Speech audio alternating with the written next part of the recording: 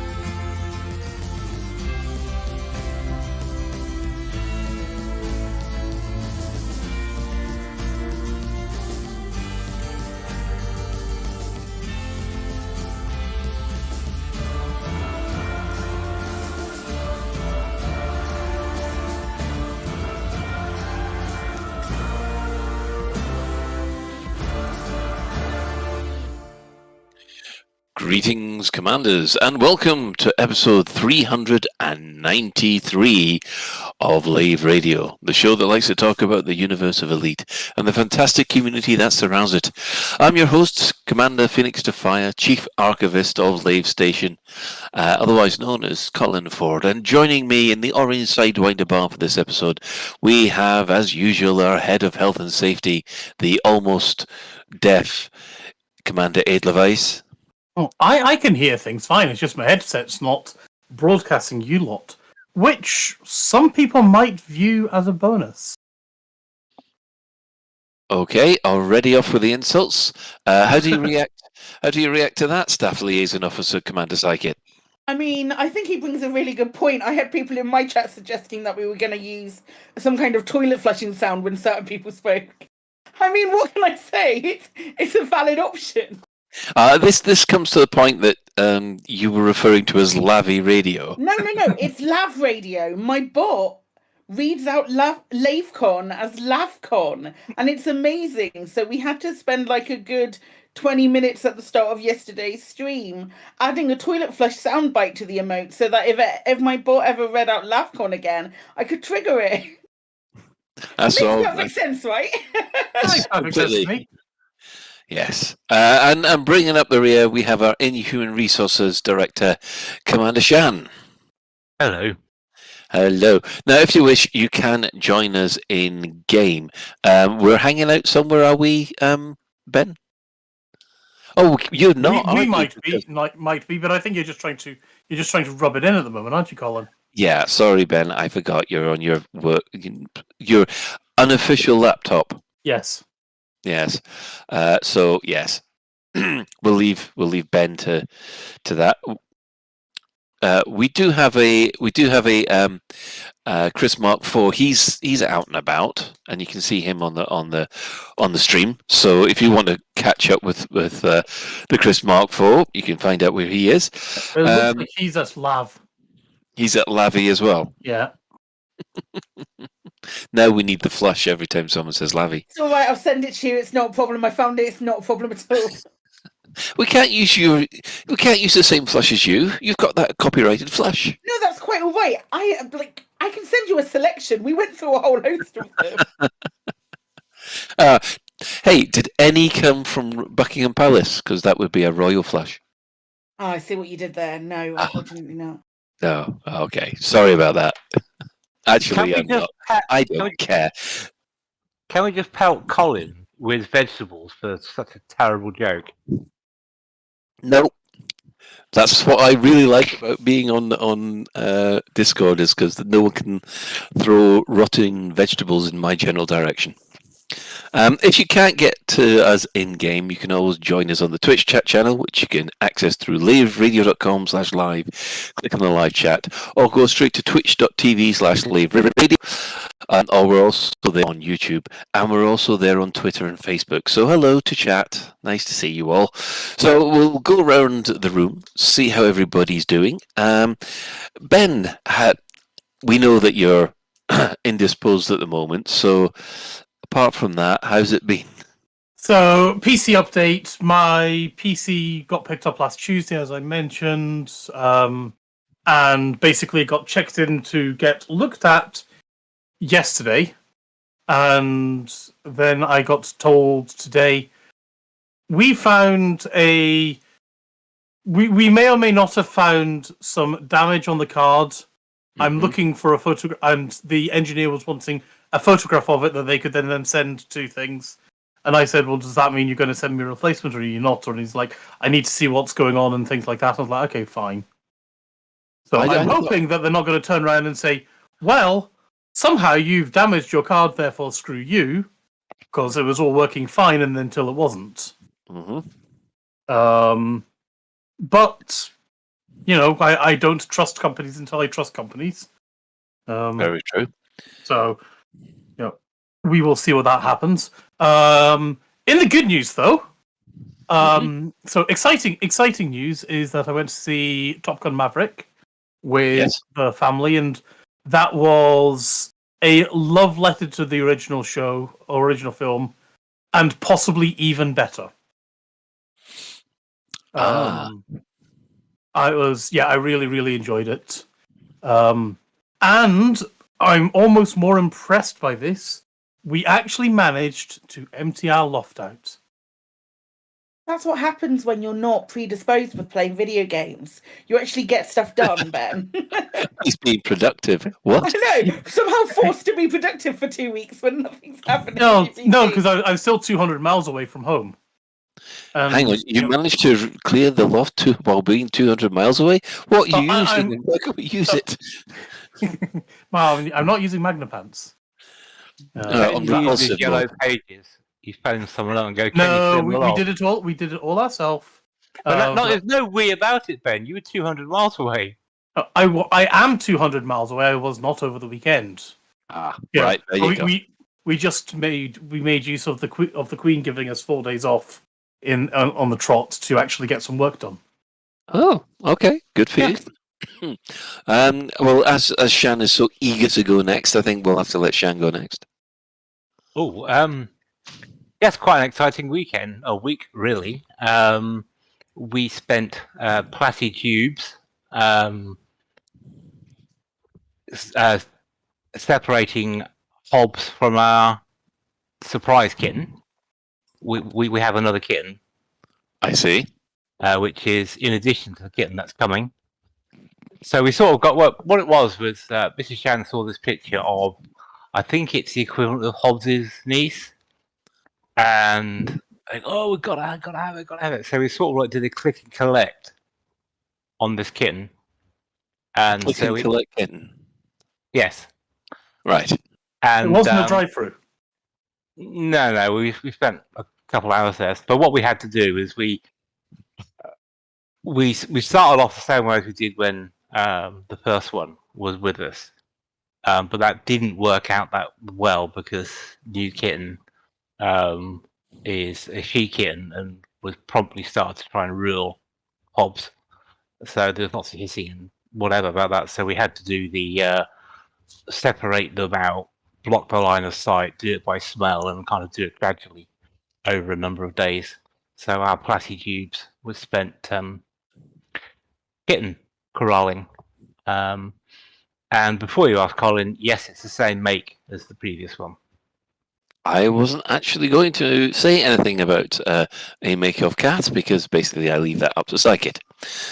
And we too went to see Top Gun, which I actually enjoyed it. It was a really good film. The only thing is that you shouldn't ever go and see a film with someone who actually knows about the subject matter. Oh, we already know that from the number of times and mistakes that we see watching things like Hackers and The Matrix and anything else to do with IT.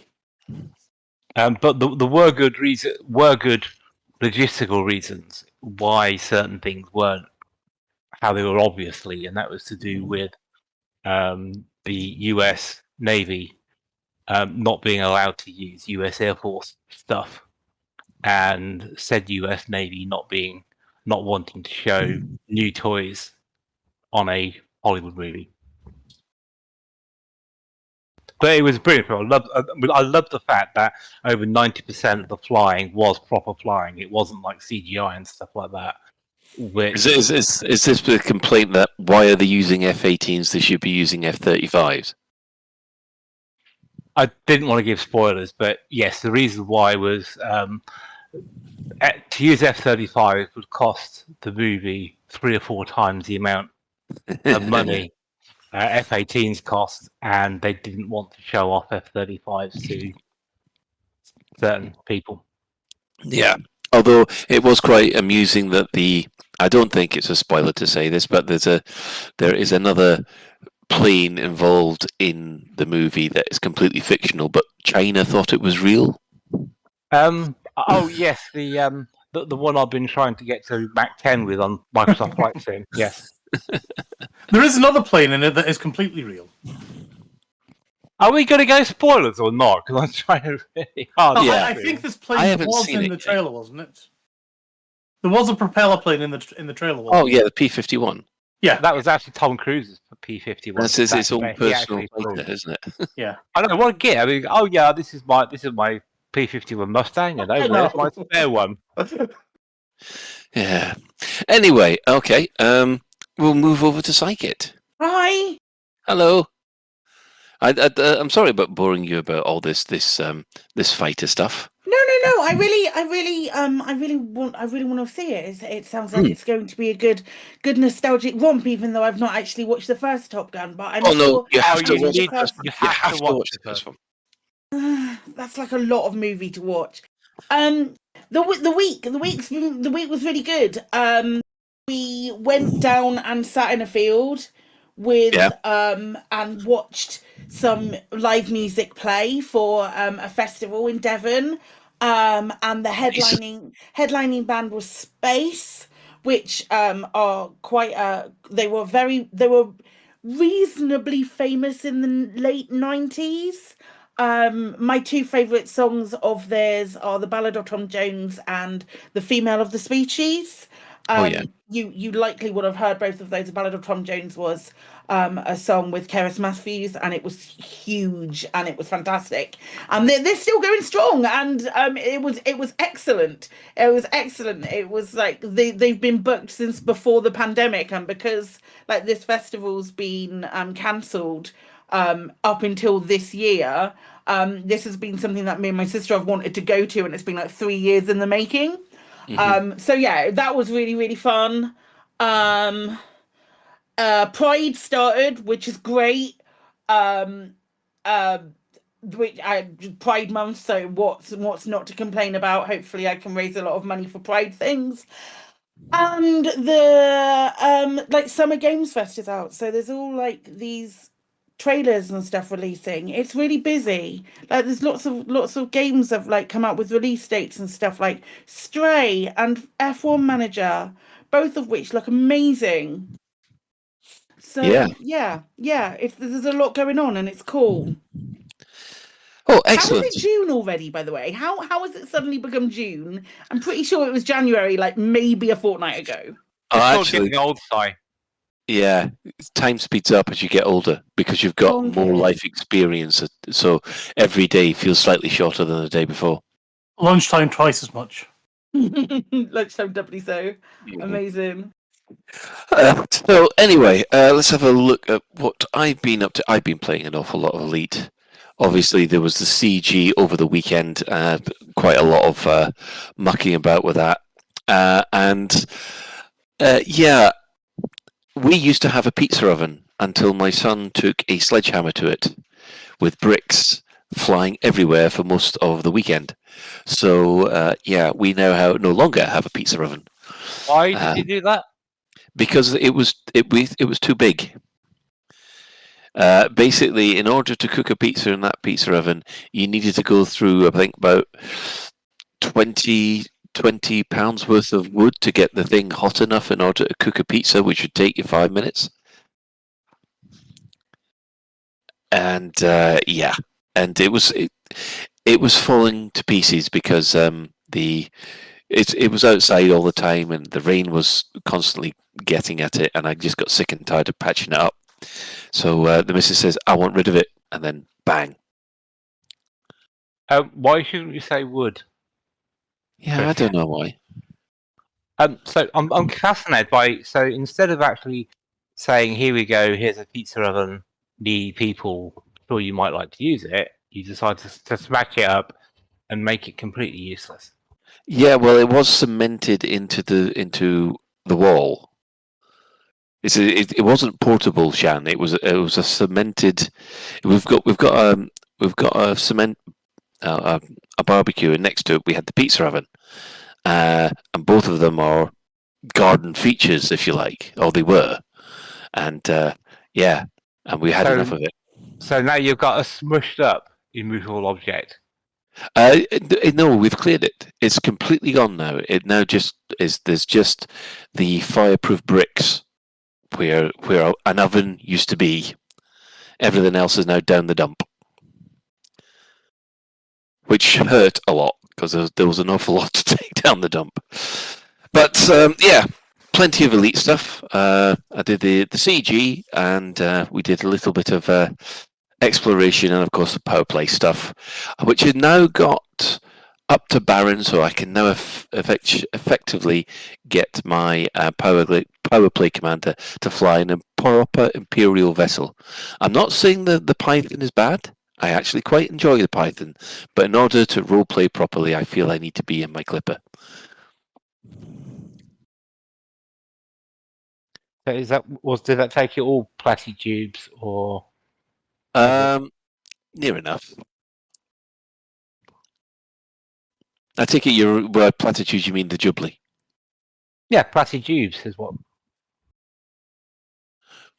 Oh, platitude. Oh, right, gotcha. Anyway, Were you thinking I was substituting a P for the word tubes? No. Oh no! Don't go there. I wasn't going anywhere like that. I would just. It sounded like a nonsense word to me. It's only now. Well, it is a nonsense word. Yeah. No comment. Right. Shall we move on to development news? Development news. What have the devs said this week? Well, we'll start off with the console transfers. They put out a massive post on the forums and FAQ, which involved an FAQ about the console transfers which are coming. Now, the estimated date for this is in September, and they went into a lot more detail. And it does seem that they are allowing people to overwrite existing accounts with console details and a whole load of extra things like that, which I wasn't expecting them to do. We'll just have a quick look at the highlights for this one. Obviously, your livery customization items which you've unlocked on your existing PC account, you'll be able to access them post-transfer. So that means if you transfer it over, you will be able to access the stuff you've already bought from Arx. You only get a free copy of Horizons when you get it from Frontier. You can then transfer that across to Steam, but you can't transfer it across to the Epic Store, which I thought was weird. Now, if they've previously purchased Elite Dangerous and Odyssey on PC, will you need to do it again? They've said, basically, if you're using an account which you purchased Odyssey, you can clear your Commander profile and your copied version will come over and overwrite the existing one. And there was a whole load of things about wealth transfer. One thing they did highlight was Elite Dangerous on the Xbox Game Pass. the Game Pass doesn't mean that you've bought the game, unfortunately. So if that's the case, you don't have a license to copy across. But they will let you transfer as long as you purchase the game on PC. So if there's a Steam sale where Elite Dangerous is a $5, buy that, and then you can transfer it across. But it's all to do with Game Pass, technically meaning you don't own the game. They did say, will any community go progress copy to the PC? And they've said, oh, Psychic, you want to talk about the Game Pass first? Yeah, it got me thinking when they put that. The thing about the Game Pass. Because they were saying they didn't know what date and stuff it was going to end. Or be the transfer being in September. I would wager a decent amount of money on the fact that Horizons is going to disappear from the console Game Pass around that September time. Mm-hmm. And I think that might have been just like in general what they're waiting for and what they're waiting to iron out, because it's a lot easier to see if the commander has like a valid license, if that license has subsequently been revoked by Game Pass already, potentially.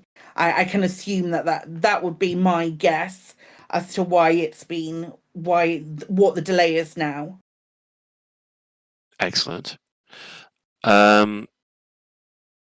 Yeah, I mean, overall, we're looking through what is happening with the console transfers. Personally, I think they've knocked this one out of the park. It seems to be a lot more extensive than I think everybody was expecting. Shan? Yeah, I was just thinking about the mechanics of copying the transfer over. Mm-hmm. Now they've got the ability to copy data from effectively one account to another account. I'm wondering, does that mean the hard work has been done to allow them to create a spare commander slot that you could then populate with your Xbox or console commander? Do you see what I'm going for? They've got the ability to overwrite stuff, and because they can transfer the data, I'm just wondering how much more difficult it would be. I don't think they have, Shan, because they still don't have the concept of the Frontier ID, shall we call it, which can then link to multiple things. It still has to be your top level login is still an email address and password, or a Steam credential, or Epic credentials. I wish to high heaven it were. I really, really, really wish it were, but I don't think we're that lucky, Shan. I also get the impression that from talking to a couple of folks who I've known who work for Frontier and have been instrumental in working all of this sort of stuff out. I get the impression from them that it is not 100% automated. I get the distinct impression that there's a fair amount of manual intervention that has to go on with it to get all of these extra things transferred across, all of what I say transferred, like a carbon copy across, all of the added livery items and things like that. I don't think it's as straightforward as just creating a carbon copy from reactions that I've had when I've mentioned it to people. Oh, that's interesting. I guess going on what Colin was talking about, the Game Pass thing, I guess if you know you are going to transfer over your console commander, the thing to do is keep an eye for Steam sales, Epic giveaways, etc., and get a cheap copy now rather than wait until September. Yeah, I mean, well, you've got the Steam Summer Sale coming up, don't we?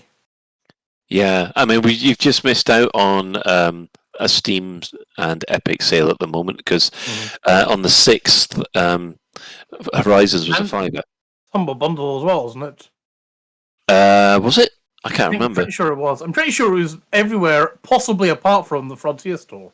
Yeah. I think you're right. Actually, yeah, it was everywhere except the Frontier store because I don't get why. I got grumpy about that last week. Yeah, I get grumpy about it too. I don't understand Frontier sometimes, but hey ho. It's almost like they forget they've got their own store. Yeah. So moving on from the console transfers. Just quickly. I mean, do you think this covers near enough everything they could cover? You don't think? I personally don't think they could have done much more, but. I think it's easily as good as could have been expected, and to be fair, I think it went a bit further than what I expected. So kudos to the guys who put this together, because there's a lot of stuff in there that they previously said, "Oh, we can't copy this; it's too hard." That they managed to find a way to do that. Even though according to Psychic, some of it's going to be manual, so I think that's the impression that I get from a conversation that I've had, but I don't know necessarily that is entirely the case. I mean, it could just be they have a list of what paint jobs and skins, etc. someone has on their account, and they go, "Oh, right, okay, yeah, Midnight Black, check. Silly racing scheme, yep. Bright orange thing, Yeah, yep." but doing that 1,000 times is going to be a right pain in the arse. Let's get some data entry folks in. I'll do it. It's not a problem. Send that from the off. I have to admit, I am actually very, very impressed with how flexible and almost pick your own that Frontier are allowing commanders to be. It's like, okay, well, I want... Yes, it is, Colin. Okay. Why did I just answer that? Hello, behind the scenes. I have no idea. Yes, I know. I'm very impressed with how flexible they're being. How is pick your own. You can have like, okay, I want my commander name, and I want my all my purchases, and I want either my PC commander's credits or my Xbox commander's credits. But then please take over all of the things what I've unlocked from my Xbox commander. It's Frontier. They are bending over backwards here. So yeah, I'm impressed. Which I think is fair enough, really, because it was a big blow to the console community when they announced it. So they kind of should have gone the extra mile, really, to make sure they could actually do their best rather than just shrugging their shoulders and go, well. Whatever. Well, you've got your money transfers. That's it, like your normal thing. Yeah. So yeah, I think we're all in agreement that it's a fantastic. It's a good silver lining, I suppose. Because we prefer to have the console commanders with us, but obviously due to circumstances. But at least this gives people the opportunity to carry on their character. Moving on from there, they also covered Frameshift Live number 9. This was with Zach and Bruce. They had a in-depth coverage of the console transfer and the usual stylus screenshots. However, the high point of the stream, I thought, was the fact they had Ben Hennessy and Hannah Vardy, narrative designer and game designer, relatively, turn up for interviews, and it was. I found this an incredibly interesting little interview. Somebody, I don't know who, they got a name check. Who would that have been, Colin? I have no idea. Psychic. Mate. Bless them. I was a bit flabbergasted. It's really nice to know that they're coming to streams and they're having that interaction, and I feel really fortunate that we on the channel we've had a fair few devs sort of drop by and say howdy and that kind of thing, and I love that for us. I think it's really fun. But to and I quote, she is very knowledgeable about lore. I'm going to stick with that. I'm having that.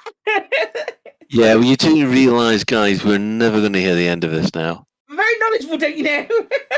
Yeah, I'm supposed to be the chief archivist, right? She's after your job, Colin. You know that. I know. Nah, don't need his job. But Colin, I thought you only got the chief archivist title because you were late you're so late in returning your Navy and library books. They decided. No, it's because he knew the manual for every single 90s space game ever. So of course, because is it you, Colin? Who, if I say, oh yes, what was the word on page 23 of line 4 or something, you would know what the word was in the manual. Is that you or is that someone else? That's probably me, because there was one game in particular called iWar, which was one of my favorite space sims from the 90s, and it had a manual that's 154 pages long, and I had practically memorized the whole thing. I mean, talk about a waste of brain space. So yeah, Explains quite a lot actually if you comply with the Alexei Sale theory of brain capacity, in which someone's affiliation to absorb complete useless rubbish then displaces useful information once you've got above a certain threshold.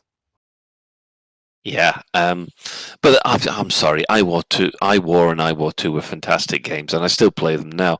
The other points that they made with this one is that, well, Galnet obviously is the main source of narrative within Elite Dangerous. Ben was also involved with the audio logs, as if it's written from the perspective of someone in game, then basically he's probably seen it. They have noted that the Azimuth saga is the longest running story. I mean, that's now been running for, what, 12 months? 18 months? I have it open. Can I be because pedantic? I'm also nerd. Go on. It's not the longest running story in Elite. Because there's stuff that's come over from Frontier, First Encounters. That's actually... but First Encounters doesn't count. They told you it's non-canon. It isn't, because we've found stories from INRA in-game that talks about Commander Jameson. Which was from the first game. Not about the mycoid virus. Oh, we'll be going over this again. To disagree on this, because we've gone over this like 70,000 times. Yeah. October 3306 was the first Pilots Federation alert with regard to the Azimuth saga. So that's a year, a year and a bit. Yeah, 18 months. Oh crikey! It's nearly October again. Lovely. Yeah. So, and for those that are interested, Ben wrote the Winking Cats poetry, and then they applied puzzles if appropriate to it. So, yeah, that was that was a challenge. Like it. I also obviously did a little bit of research about these people to find out a little bit more about specifically about Ben, because he was so nice about me. I did a bit of research. He's also a published author. He's got 2 fantasy novels out, of which I literally cannot remember the name of right now, but he does have 2 fantasy novels that he's released that look quite interesting. Yeah. So yeah, I mean, there's still bits to come with the Azimuth saga. There's obviously the August update, and there's a big narrative dump coming in November. So yeah, so that, I mean, overall, I thought this was up there with the previous. Excuse me. Sorry, I just went and sneezed there. It's lucky I cut my microphone off. Yeah, I think it's up there with the previous live stream when we had Tom on. I mean, what were your impressions, Ben? I loved it. It was great. I just wound up just sinking in and just enjoying them telling stories and things like that. I'd have probably liked to have heard more from Hannah, but as she said, she's newer to the team and things like that. So obviously, Ben's done a lot more. But it felt like Hannah was being quite shy, to be honest. Yeah. The only other thing I'd say, and I noticed this during my rewatching of the stream, in the live chat, and I agree with the guys that I wish they'd use a proper studio for it and not just a meeting room. Because it would be lovely to have them just sitting in the bar, say, or get the green screen on and have them sitting in the bar at a station or something. Didn't they used to have a proper studio for it? They still do have have a a proper studio. studio. They just didn't do things in it. I don't know why. Yeah, it might have been used for other things that the Frontier are doing at the moment. I do have to agree. I think the only problem I had with that entire thing was, for me, and this is just such a nerdy thing. For me, I think there was where they were recording it, there must have been too much reverb because it sounded very tinny to me. That was that. Well, they're not using the proper broadcasting microphones and things, were they? No, they were using. They've got mics. lapel ones, didn't they? Yeah, they had lapel mics, Yeah. but it's more down to the sound quality they got in the room rather than the mics themselves. So that's the only bit of feedback that I would give. Everything else, I thought great, and I'm hoping that they keep this kind of level of content up for future live streams. Oh God, yes. Bring a lot of soft furnishing into the room or something. That's why they need it in their proper studio, because that is all. Well, soft yeah, furnishing. absolutely, and there's probably behind those wooden panels and stuff. There's likely going to be some kind of like soundboarding and soundproofing as well, because that's what it's designed for. Meeting rooms, not really, but. Hopefully that will improve, because especially at the beginning it felt incredibly sort of like airy and tinny, and I was struggling to understand what people were saying. Well, it is the second good live stream in a row with guests on, so looking at trends, the trend is definitely upwards. 2 for 2. Mm-hmm. Does seem to be. We've had a little bit of down news, I'm afraid. Well, not for the community, but for this individual, Howard Chalkley, who has been working on Elite Dangerous for the last 8 years, and he's been with Frontier for 20 years in total, has decided to call it a day, and he is now retired. So thank you, Howard Chalkley, for your contribution. I think he's earned a good rest, I think, haven't he? I think he has, and I mean, he's maybe better known by the community as Revian. I'm a little bit. I'm not clear on actually what Howard did. Oh, okay. You know the journal that basically powers every single chuffing application, Colin? Oh, you mean all the third-party apps? Yes. Yes. He he's responsible for that. is Mr. Journal. Well, I know there's an awful lot of people who appreciate what he's done for the community there. Hopefully, the journal is being left in good hands and not left to wither on the vine. Well, I think anyone who's worked at a place for 20 years needs a big pat on the back, to be fair. Oh. Yeah. Sorry, I was real lifetime with Ben. I was just talking to my colleague today, and apparently they've been working together for 22 years now. Wow, that's longer than most marriages. Didn't raise that point with him, but I should have. Yeah, he's officially the work wife. I got called the work dad today by one of my colleagues. Uh-oh. Can we make that Ben's new title? What? Work on dad? The show? Yeah. Professional work dad. Health and safety work dad. Well, I've been training all these guys up. Yeah. And there's like, yeah, you're basically my work father now, aren't you? I was like, shit, I suppose I probably am, aren't I? They are biologically old enough to be my kids. That almost deserves a Darth Vader no, doesn't it? You are my work father. Yeah, but does that mean that you're going to call you, hey, I've got to go talk to my work daddy? No. No! That just sounds all levels of wrong. It really does.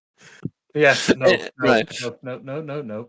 Well, as everybody probably knows, we are not playing Update 12 at the moment. It was due out today. However, Update 12 has been moved to the 8th of June, i.e. tomorrow. They apparently identified a issue with Update 12 that needed to be addressed prior to launch in order to ensure a smooth rollout. As a result, they've moved everything back by 1 day. Personally, I think this is just another blatant attempt by Frontier to besmirch Lave Radio and having the full, the exclusive access on a Tuesday. What does anybody else think? I think this is another attempt to use #blame Shan for it. I feel like people take us seriously when we say stuff like that. I mean, to be fair, I would much rather they delay it by a day, a week, or whatever it is to make sure the bugs actually fix the bugs and don't introduce new ones. Seriously, Psychic, you couldn't detect the sarcasm. Well, I know I could absolutely okay. fine, but when I've got people going, I've just seen some right idiots say that they're doing it, that they're not giving Lave the scoop. Oh man. Yeah. Personally, I think it was a sharp and sudden Magnapant failure, which is resulting in a lack of ability to maintain a seated position whilst we're in a low gravity environment. So A basically, leaking Magnapant. they've flipped the switch on the Magnapants from attract to repulse. Oh no, that's on the seats, wouldn't it be? They've reversed the polarity of the neutron flow on the Magnapant. Yeah. Yes, right. Although they do thank us for our patience and support. That sounds a bit like hopes and prayers. However, we did get the update shown. Well, the release notes for Update 12 have been posted on the forums, and we will probably be going into them in a great deal of depth in our main section of the show.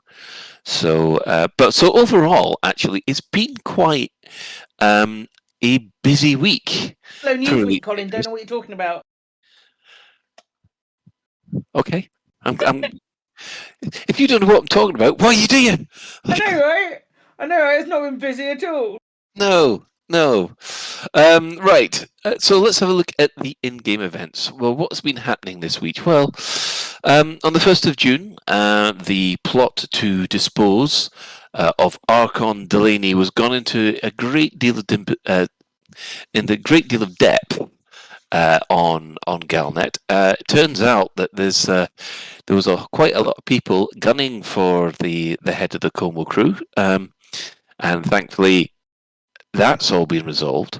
Now, on the 2nd of June, it was decided that the Golconda wants to go exploring again. The people who were on the generation ship, now that the Golconda has been completely refitted with brand new technology, including a frameshift jump drive, which means that the thing can go anywhere in the galaxy in one generation, let alone thousands. It has... Someone just did something to the show notes and it just jumped away from a place. It's gone and created 2 CGs. The first CG was defend the Golconda from pirate attack and things like that, which was quite popular. However, the trade CG that came with it was mental. Basically, they were wanting tritium to charge up the Golconda's frameshift drive. There were some other things as well, but no one bothered with it because tritium was being paid out at something like 250,000 credits profit per ton. That's right, yeah. I mean, I saw figures of 2 billion credits an hour or something like that being generated from it. Yeah, it was bonkers.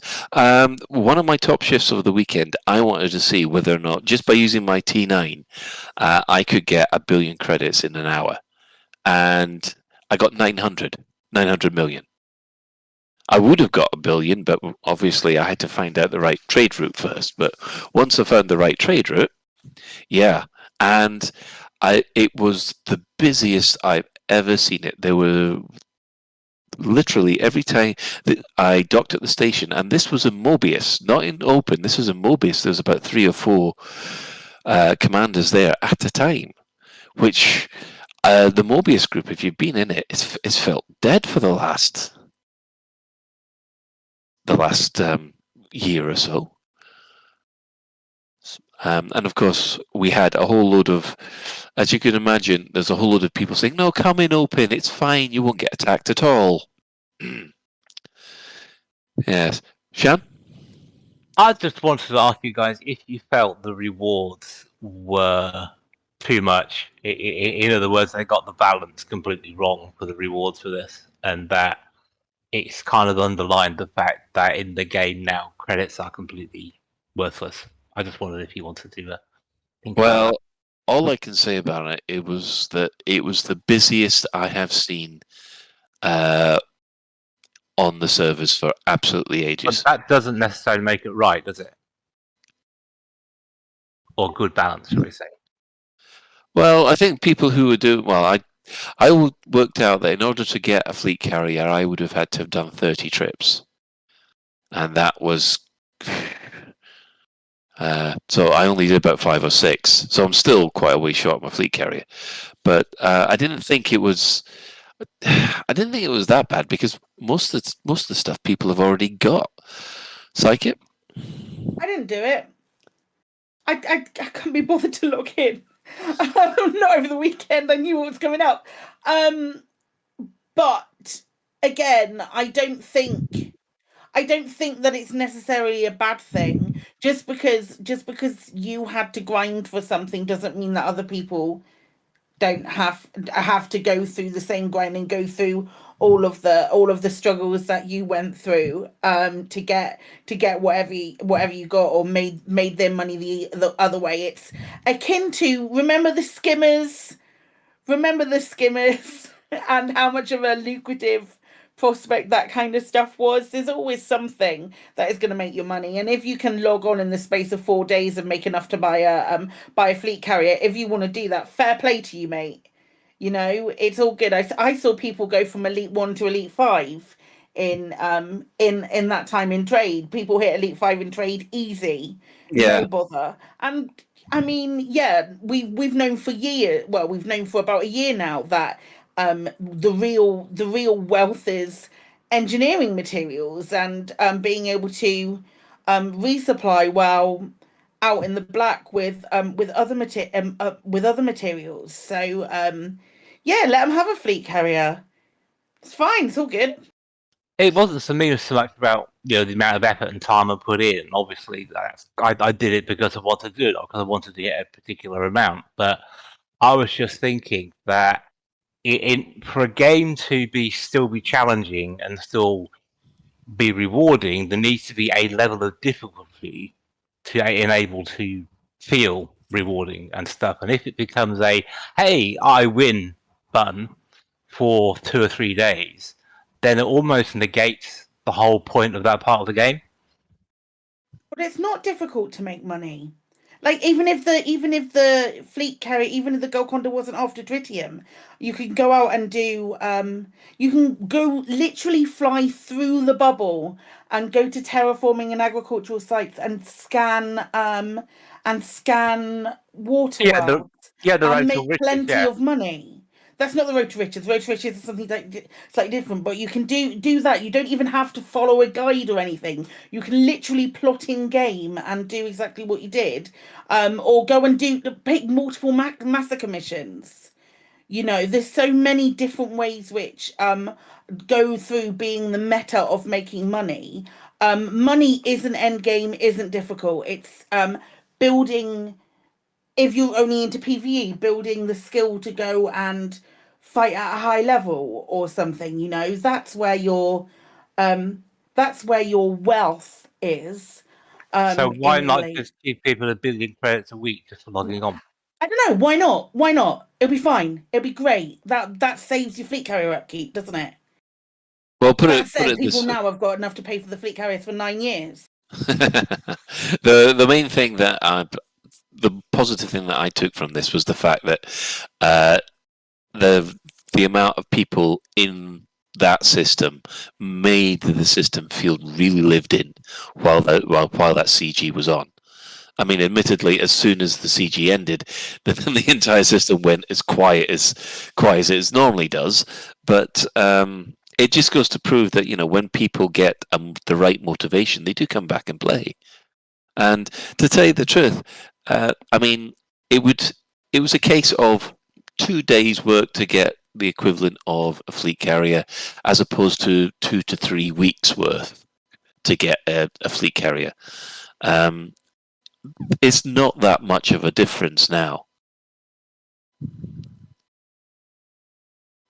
Anyway, as Edelweiss has said, from Commander Lenin, he says, and here I thought the treasure was making the friendships along the way. That's Raxler, mate. You've got it wrong. It's not treasure. Raxler is the friends you make along the way. Does Leonard write greetings cards? Yeah. And Happy Moon Monday, he flew in. Oh, you flew in open for most of the CG and made 7 billion. I'm jealous of you, because the only time I flew in open, I made the mistake. My poor Ferdinand's got jumped on by 3 or 4 people. I managed to get away. Just, I wasn't even carrying anything decent. Anyway, not that I'm saying that. Paul Archer mentioned it last game. Imagine all the Cobra Mark IV rebuys I could get with 1 billion credits. But not everybody can get a Cobra Mark IV rebuy, can they? I think that was the point. Yes. Just rub it in there for all those people who are unable to get one. Right, well, moving on from there, on the 3rd of June, Aegis has called, or the people left over from Aegis have called for the arrest of Salvation for murder. Now, this isn't an official act. This is the people left over from the Aegis organization. They feel they've been quite hard done by what appears to be what Salvation has been up to, especially with the loss of the Alexandria, and they're calling for Salvation to be arrested for murder, to which all the others are going, well, we can't really, because he's our only defense against the Thargoids now. On the subject of the Thargoids, the Anti-Xeno Initiative have now cleared all Thargoid sites. There isn't a single Thargoid incursion happening anywhere in the galaxy right at this moment in time. And obviously, Operation Ida, they have now finally cleared the final station for repairs. So both the Anti-Xeno Initiative and Operation Ida are now going on kind of standby mode, waiting for the next shoe to drop. So that just leaves, I do believe, we have a spoiler alert for the next section. Spoiler alert.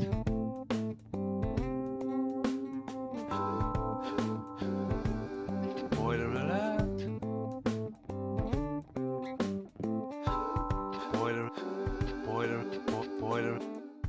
Spoiler alert. Spoiler alert. Highly recommend you skedaddle, okay?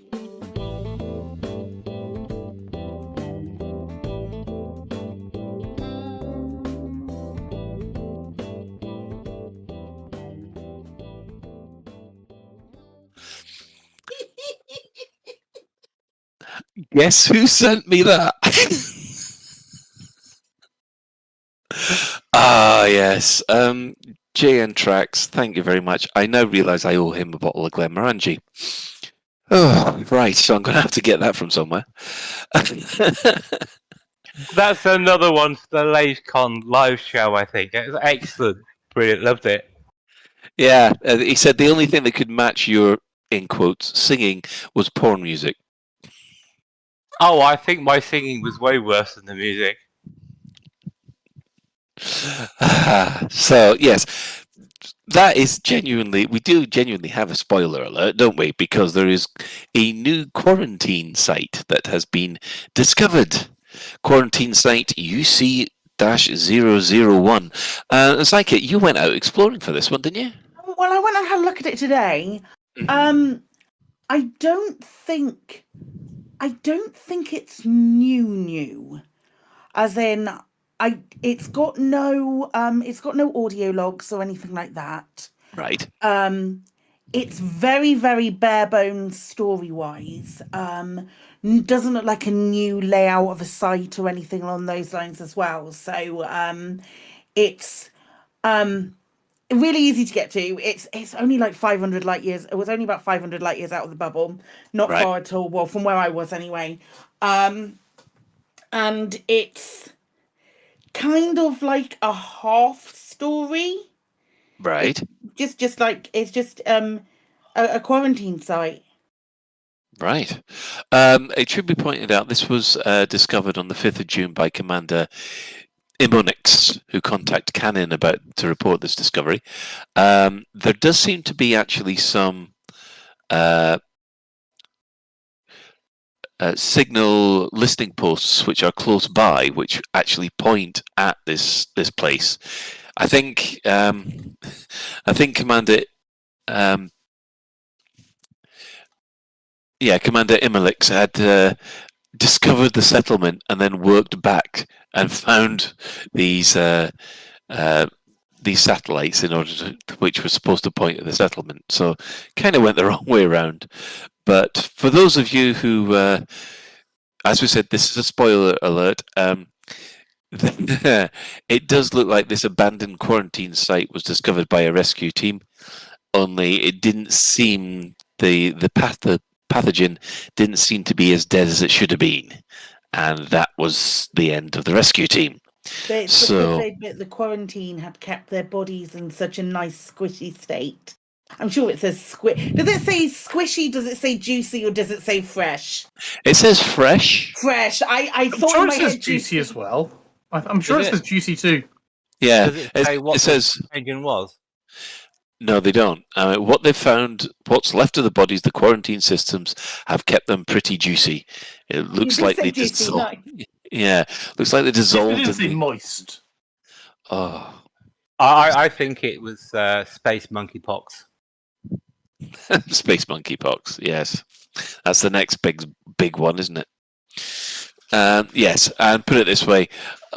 They have said the site is still contaminated. Do not rescue. Do not come anywhere near us. This is This is the end for us. And what happens? Everybody goes running around the site. So if Psychic suddenly melts from the inside, we know what's happened. I've had like 6 acid baths since I've been there. We're okay. Right. I mean, it's nowhere near as spoilery as last week's lore dump, but it was still nice that it was in there. Right. I think we shall move on to the other kind of alert, the store alert for this week. Store alert! In the bi-weekly newsletter, here come paint jobs for your art. In the bi-weekly newsletter, here come paint jobs for your art. A store alert, a store alert, a store alert, a store alert, a store alert. Which one will you buy? A store alert, a store alert, a store alert, a store alert, a store alert, a store alert, a store alert. Which one will you buy?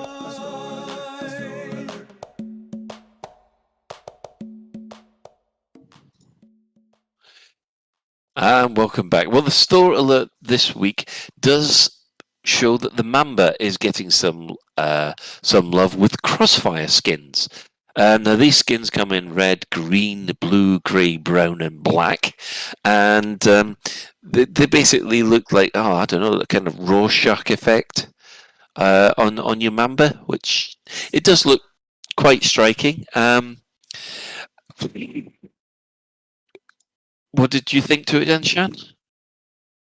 I would have preferred it, I think, personally, without the stripes. I'm a bit of a sucker for digital camo, like you see on Russian aeroplanes and things. And I think if that had been digital camo, that would have been really, really good. But the stripes just looked like they run out of paint partway through. Yeah, I mean, I must admit, I quite like some of the colours, but I'm afraid to say that the brown one, to me, just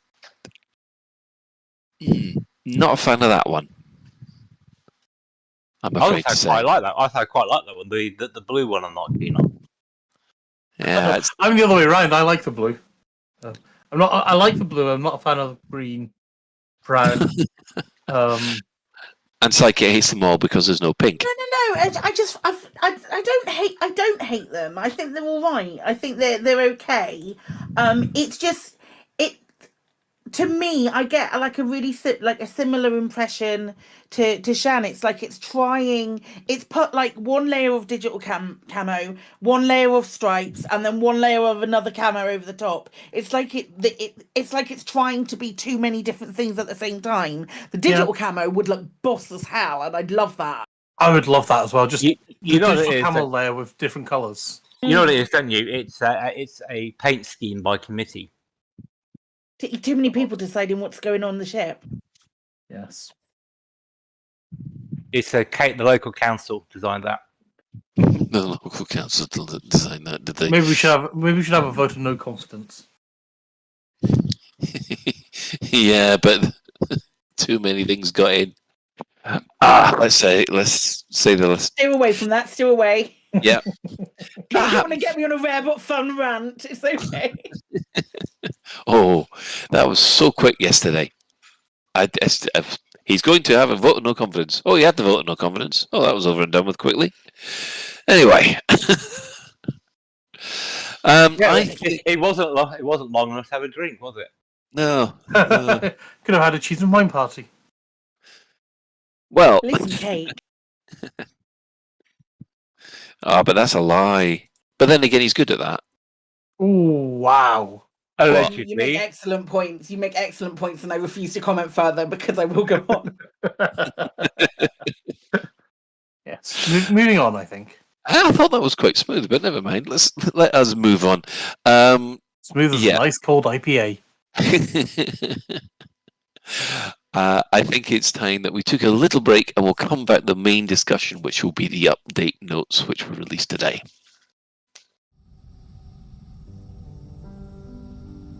In-system travel?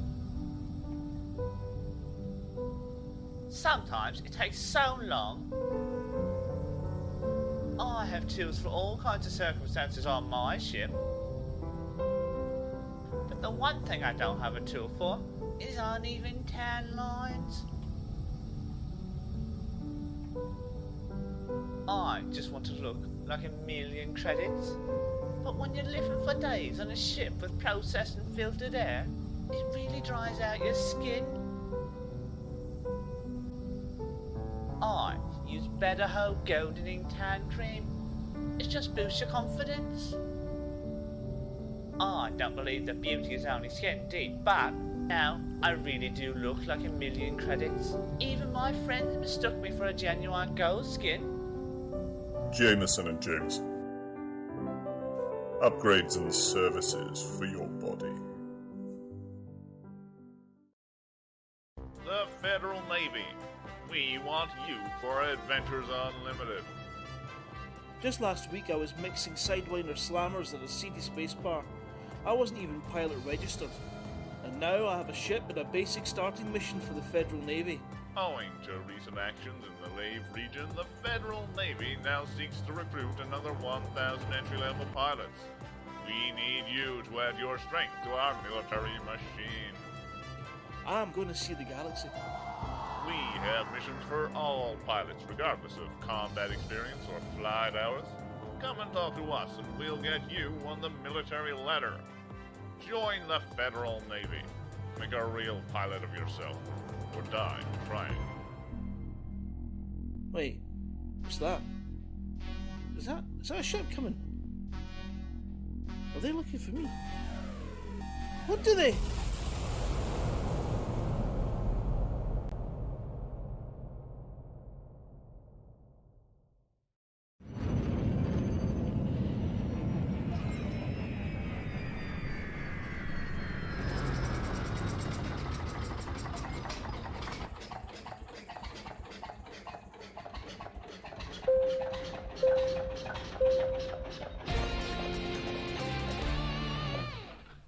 This is a public service announcement from the Fuel Rats. Please stop what you're doing and pay attention. If we can rescue you, we will, but you can help us help you by following these easy steps. 1. Fly 50 light seconds or so from the system's main star and drop out of Supercruise. 2. Note down the current system and the nearest stellar body. 3. If you're on emergency life support, log out immediately. 4. Go to fuelrats.org and click Get Help. 5. Stay calm, hold your breath, and let our seasoned professionals do what they do best. The Fuel Rats. We have fuel, you don't. Any questions? Is that a miscellaneous 5th generation fighter, is it? Yeah, that's Mike's alive. Oh, Mike's alive as well. We can fix it in post, can't we? We're so professional. Oh, yeah. We've got a Mickey Mouse operation and then there's us. Although technically, a Mickey Mouse operation is Disney World, which is probably the most organised place in the world. Yes, Disney, and it's making bank. It's part of our charm, Colin. If we were professional, we wouldn't get half as many listeners. Yeah. No, For everybody behind the scenes, Shan's been sharing photographs of digital camo aeroplanes with us. Yeah. Although I got a feeling that the Red Dwarf crew are there looking at us going, well, at least we're not as bad as them. We don't even have any light bulbs. They've even got a second tech that keeps on dying. Right. Obviously, no release today, release tomorrow, but the update notes were put onto the forums by Paul. So there are several sections. Of course, the one that everybody really jumps to first are the features of note. Now, these are the sort of, the headline features, if you like. Obviously, there was the illegal variant of the settlement defense mission, which Tom was explaining about a couple of live streams ago.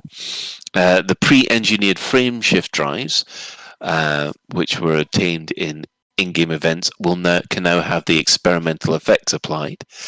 There are various descriptions, tooltips, and fixes to various UI flows for other pre-engineered modules.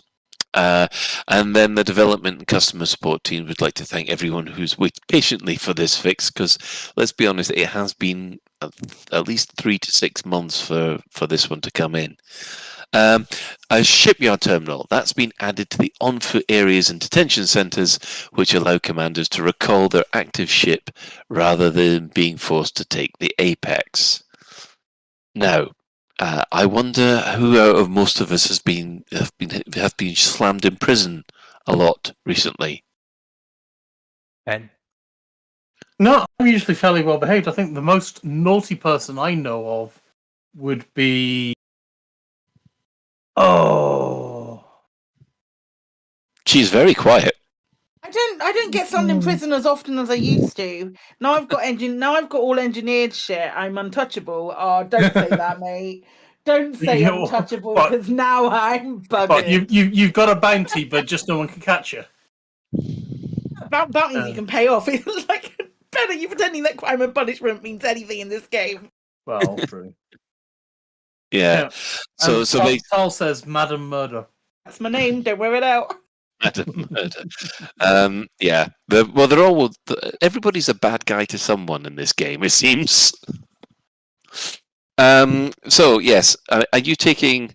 I take it that is something to look forward to for you, Psychic, just in case you get caught again. Yeah, sure.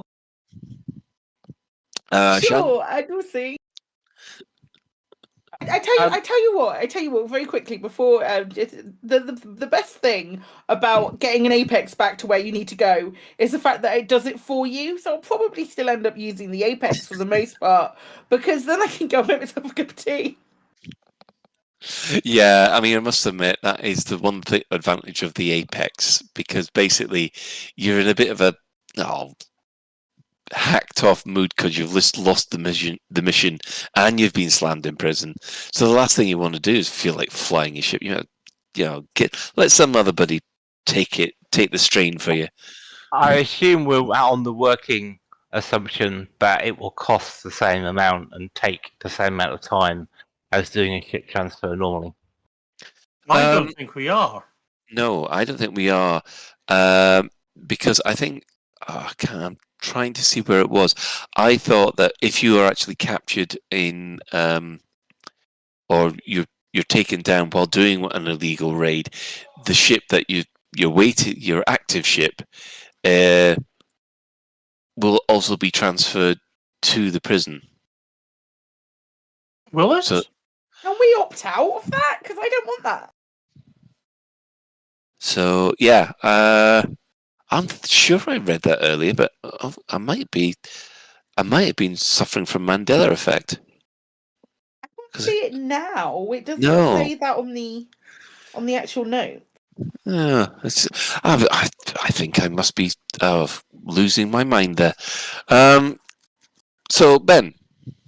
Yeah, I'm just thinking. I actually hope it's the exact opposite of that, because otherwise you're going to have to wait 5-10 minutes for it to actually get to you, and you might wind up paying more money getting a ship sent to you than you do if you just get a taxi back.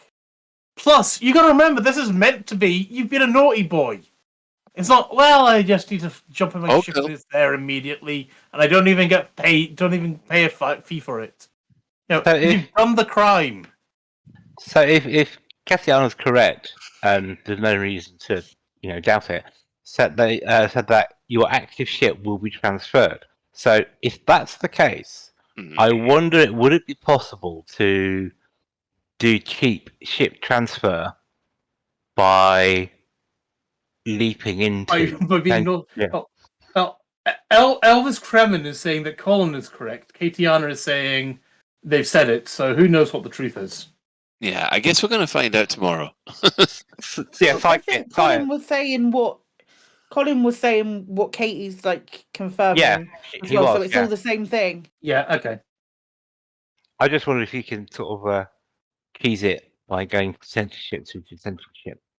Well, you can do that. Isn't there a way to go quickly to Colonia by being naughty? Being a little bit nefarious. Yeah, isn't there a way where you get just halfway and then you do something naughty? Yeah. It takes you to the next one. Katiana's actually given the exact quote, so none of us can just read the show notes properly. When a player's bounty is claimed whilst they're on foot, their active ship will be impounded at the detention centre they're sent to. I hope if it's impounded. Yeah, I hope though if it's impounded, you got to pay a fee to get it back out. I would have thought so. I hope so. Well, again, we'll have to wait and see what that means. Yeah, and hopefully lots of fines coming the way of for naughty people. I hope so too. Damn it! So hang on a second. So, point 5: a shipyard terminal has been added to the on-foot areas within detention centres, allowing commanders to recall their active ship rather than being forced to take a shuttle. Isn't that a bit contradictory? To your active ship is transferred to your thing automatic? Because then why would you need the terminal? Because you might want to transfer a different ship. Say, for instance, the impounding might be really expensive. I mean, money means nothing, but the impounding might be really expensive. And you might be like, you know what? I want a ship with a larger jump range. Yeah, not only that, but how many of us have, say, a dedicated fighter ship with, as you were saying, there's just a jump range with maybe 7-8 light years, or maybe not that few, but you know what I mean. Yeah, I mean, I must admit, I would be tempted, if I caught myself in such a situation, I would probably be tempted to call the my jumping ship to the detention centre, release the other ship, jump away in my jumping ship so that I could get back to where I want to be faster, and then transfer the now clean ship to where I was. That would probably be the quickest way. I still maintain that I wish, whilst we were at prison, we had to serve our time picking up litter or something like that. Yeah, coming up with meaningful gameplay for punishment might be a bit of a challenge, though. Not really, because we already do fetch missions. It's a glorified fetch mission. Yeah, and then that way you could also put. I'm just trying to work out a way to get.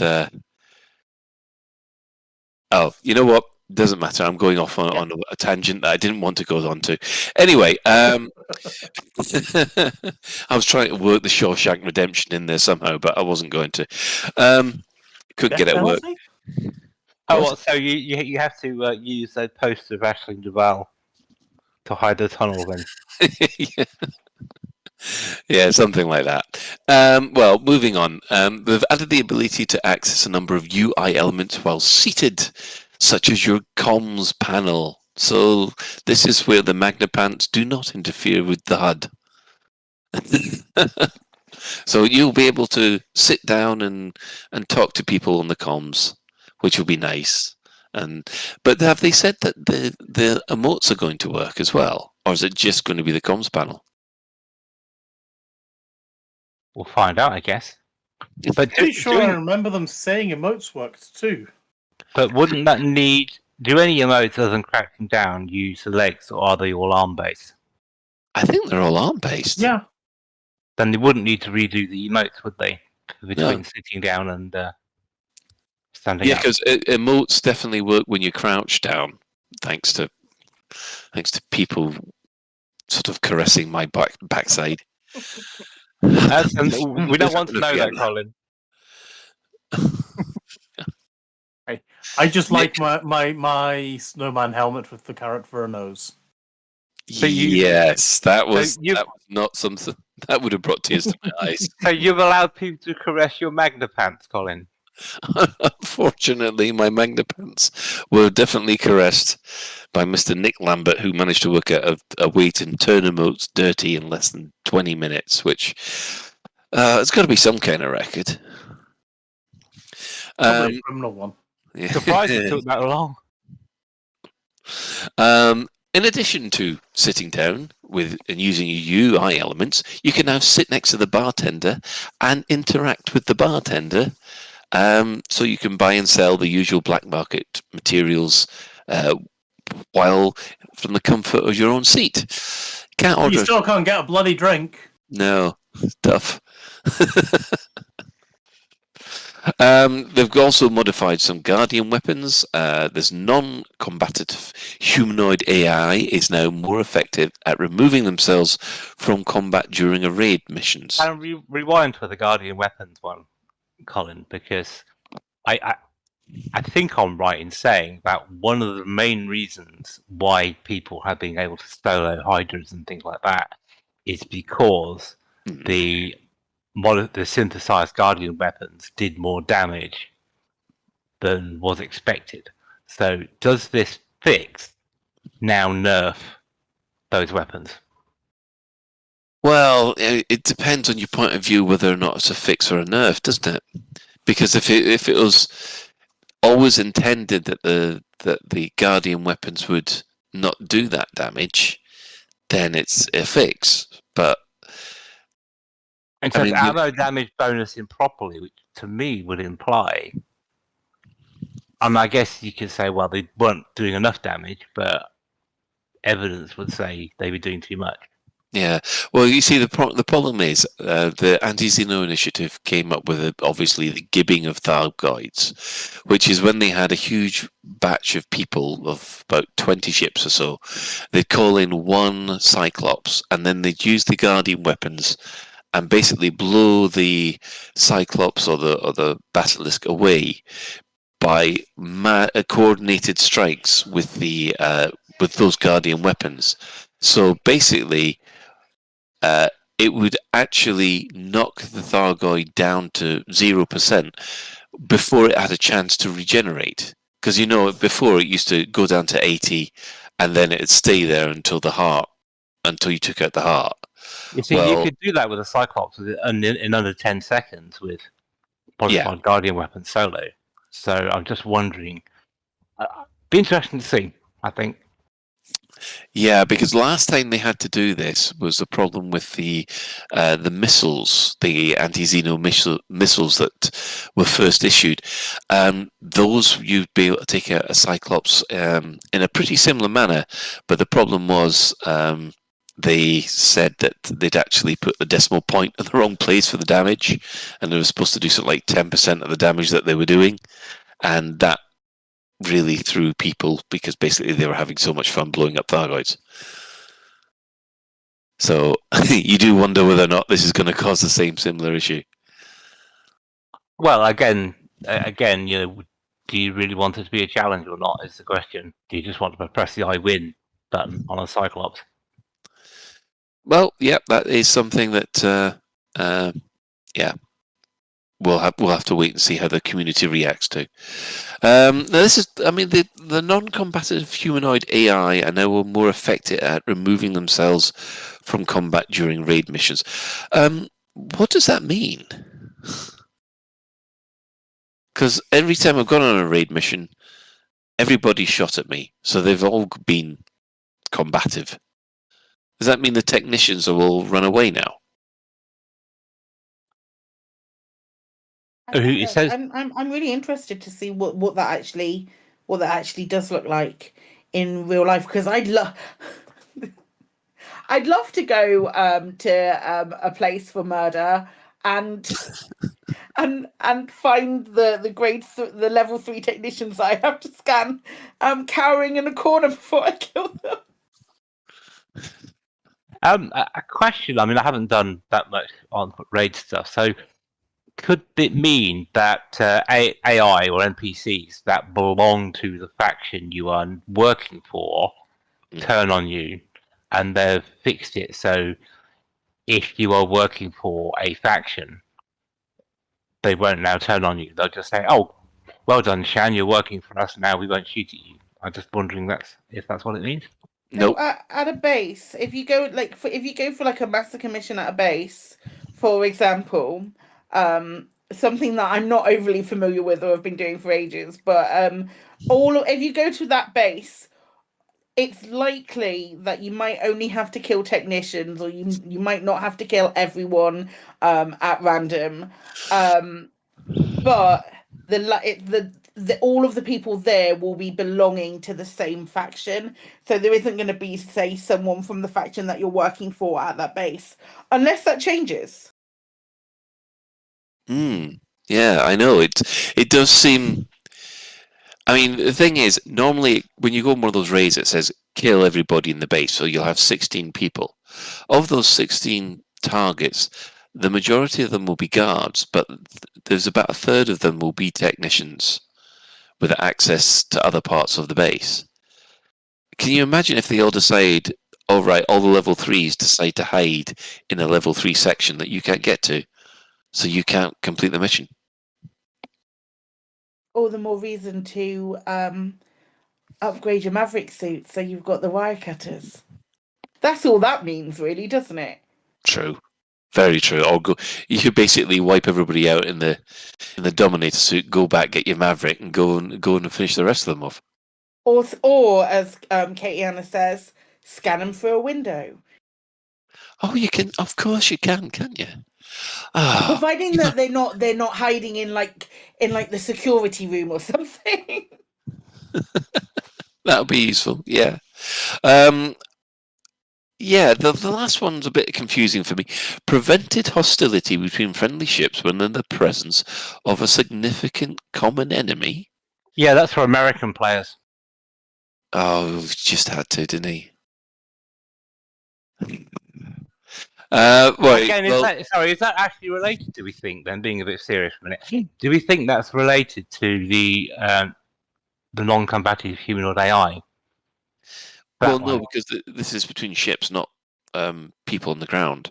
Yeah, but is the reason why these friendly ships were getting upset the same reason as to why these non-combative AI were getting upset? You see, I've never been in a situation where I've seen two sides who are friendly fire on each other yet. I'm just a little bit curious to where that one has come from. To Unless be it's preparation true, very true. for maybe a different threat. Yes. That So they've the got suddenly a higher threat. That all of a sudden you're friends because the higher threat has, let's say, crawled out of the ground or beamed down. Let's say hypothetically. yeah. Little Biggins suggested that they're assuming it's all down to ship conflict zones to stop them getting upset, but also they're saying that was there not a bug which made everyone go red in the conflict zone? Oh right, I didn't realise that. Mind you, I don't. The only time I've ever been in a conflict zone and everybody's gone red is because I made the mistake of actually shooting my own side, which is which is a lot more common than I thought. I used to think I was so good at this game. I'm not really. Ah, dear. Anyway, it's nice to see that they've actually put in some VR fixes, which is quite nice, where they've got the default offset VR camera for the Scorpion when it's in the livery hangar, shadows needing sorting out, and if there was an issue where a black box could appear on the main menu in certain scenarios when you were switching in or switching out. Interestingly, Thargoid surface sites have now got a little bit of attention. In order to enter the automatic site, the Thargoid surface site, you still need the appropriate cargo, but you don't need to carry the same cargo to leave. Shan. That kind of makes sense from a gameplay perspective, but it was always quite a good thing is make sure you pick a probe up or something so you can get out after you've done the map room. Yeah, I thought it did, to be fair. I thought it opened automatically, but it's been so long since I did it without a probe in my hold. I think this was a specific bug for Odyssey, because I think it still worked like that in Horizons. So that's something that I guess we can all really look at.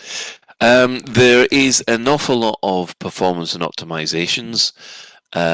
We've got fixes for missions where NPCs were getting stuck during dropping in a defense mission, and they've fixed the broken inbox message sent during megaship missions.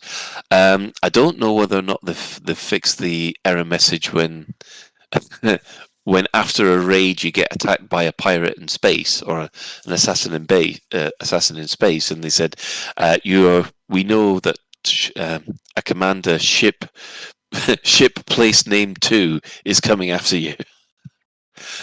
I don't know whether that one's been fixed yet, but there was a couple of interesting things put in for BGS people, specifically Anarchies. Anarchy factions now offer full market value for stolen commodities.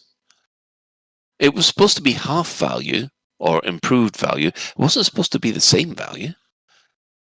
Do you think that's actually going to be able to save Anarchies? Because we know that there seems to be a problem with Anarchies at the moment. I think every time that there's an update, there's going to be another tweak to an Anarchy faction to try and get that balance right, because I don't think it's there at the moment. Yeah. Because it's so easy to just go and murder everyone. Yeah. You know what I mean, though? It's so easy to just go and do it, so that they just hemorrhage influence.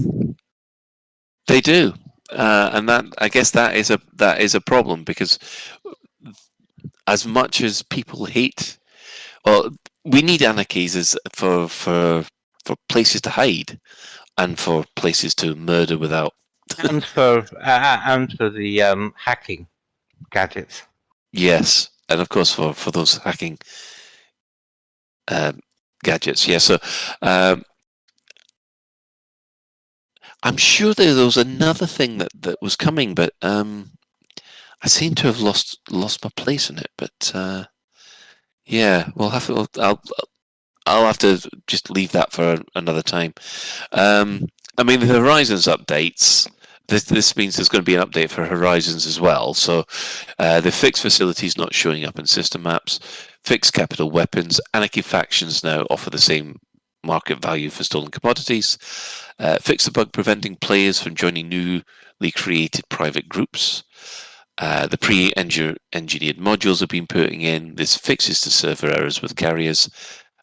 Fix the disconnect that would occur when you launch a ship launch fighter. Decals were incorrectly mirrored. That one's gone. They've remade ambient collision maps for the Type 9, which that could be talking up far off Yugoslavian for all I know. And they fixed the SRV bay contents not showing correctly in the advanced SRV training scenario, which blocks progression, apparently. So there is going to be a Horizon update that comes with this one. So, yeah, we're all going to get something. So overall, what's your impressions of these show notes? We'll go to Ben first. I like them. It's as I've said all along, the key features, apart from the protect the MacGuffin thing, I'm not really that fussed about. But the bug fixes are great. I'm delighted to see that they're still working on VR things. Yes. That makes me really pleased, including that they're working on VR things in Odyssey as well. It's actually funny that you should mention VR in Odyssey because there is a commander. I'm actually going to link it further down, but there was a commander, Eric Linsky, who does a lot of VR stuff. He's been flying in Microsoft Flight Simulator. He used to fly a lot in Elite Dangerous. There was a video he posted from the 1st of May 2022 where he compared Odyssey VR, Horizons VR, way back when it was first released, and he's done an update, I think, compared to Update 10. And he says he's now come to the conclusion that as far as Update 10 is concerned, when you compare the Horizons and the Odyssey VR is now edging better than Horizons VR. Oh, that's nice. That's interesting to know. Yeah. Is that fidelity or is that performance as well? Both, apparently. Admittedly, he is using an RTX 3080 Ti, but he's saying that he's come to the conclusion that they've improved Odyssey so much that even the fix the drop rate, the drop frames by over 10% now. So that means that it's going to work from everybody from the lowest card up to the highest card. So everybody's going to get a smoother experience. Smoother is always better. So Yeah. No, don't no. Well censored, Ben. I'm proud of you. What's this about xenobiological ship decals? I'm assuming Little Biggin was talking about, where you get a ship decal for being combat elite, X-ray, or whatever. Yeah, there is a Xeno one. And this is for xenobiology now. Was the one for mercenary? Because I don't remember seeing ones for mercenary either. That's an interesting point. Why would you have a ship decal that you're a mercenary? You'd want it on your suit, wouldn't you? Very true. Anyway, Shan, you had a point beforehand? Well, I was going to wait until I was asked to talk about the general. Fair enough. The general thing, but yeah.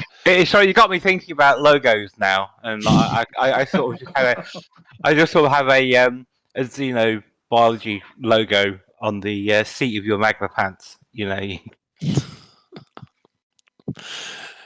Our guides do it better here. Right. Yeah. So, Ben, did you is that all you wanted to say about that? Yeah, that's pretty much about it. It's like, yeah, great, whatever. Shan, your turn. Yes, I'm reasonably positive about it, really. I mean, it feels a little like they've now gone around the room and like done a final dust and polish before they add stuff, which is what the implication was in the information they gave. But there's stuff here, I think, that's going to make life more, well, not easier, but more enjoyable, shall we say, for the players that this sort of stuff was affecting. Little bit curious, stroke concerned about the Guardian weapon change, as to what that will do to the AX people. But we'll just have to wait and see, really. But yeah, I'm reasonably positive about it. Excellent. Psyche.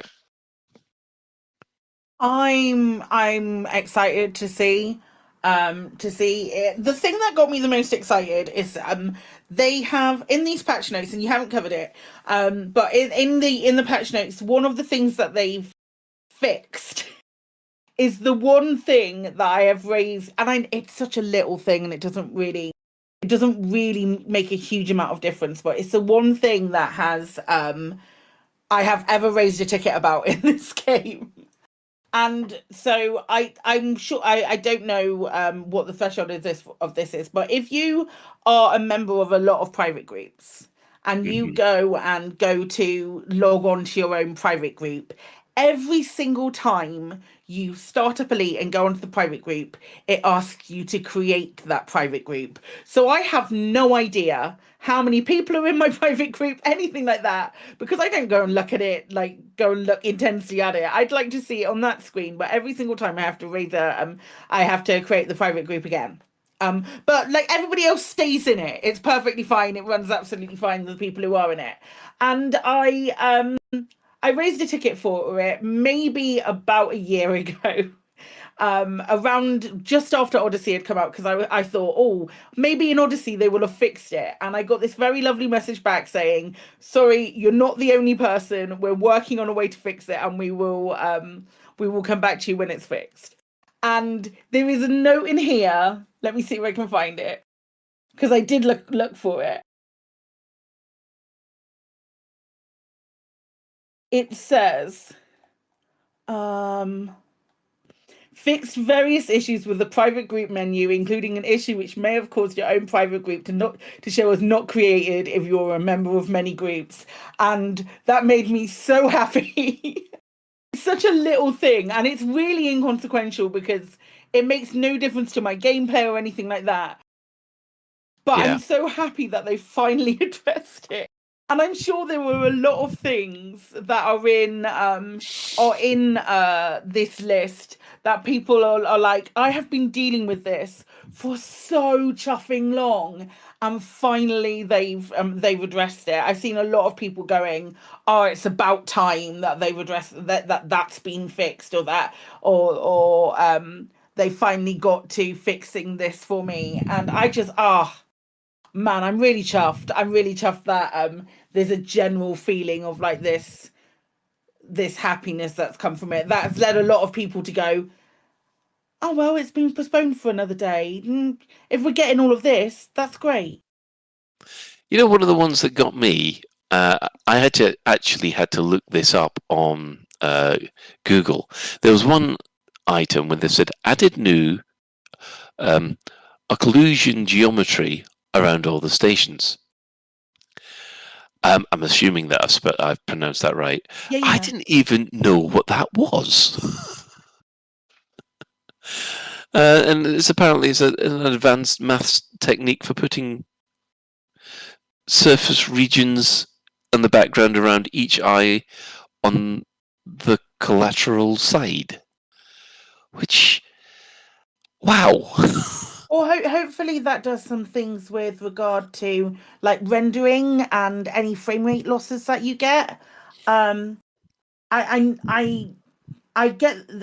very excited that I think this one might be one of the biggest like UI improvements that we've seen over the last year. Elite has gone from literally unplayable to actually like for me at least a decent game. So Yeah. I'm very excited about what's coming for sure. Yeah, so personally, I am looking forward to this. I was hoping for a little bit more in the way of missions, but yeah, we kind of knew that we weren't going to get much more on that.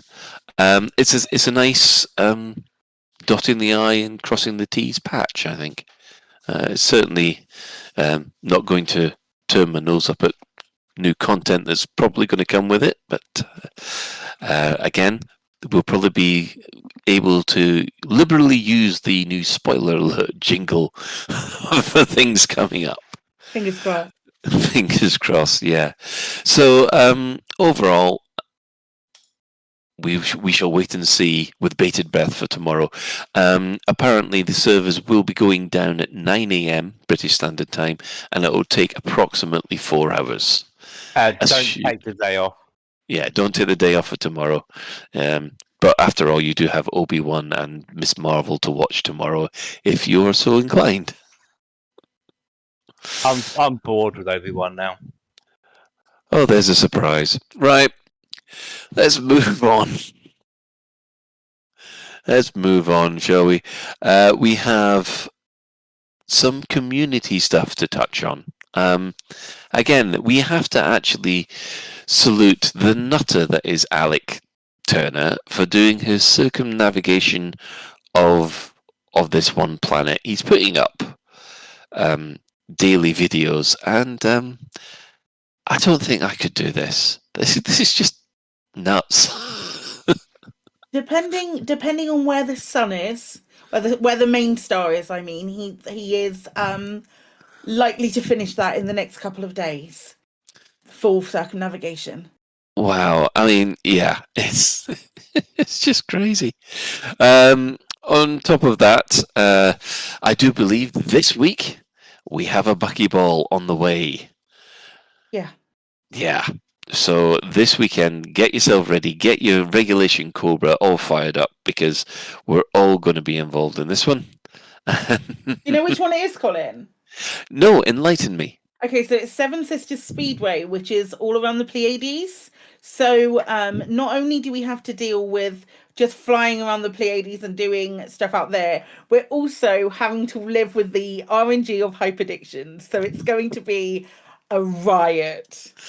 I know, because the hyperdictions, especially in the Regulation Cobra, you've got nothing to stop them with.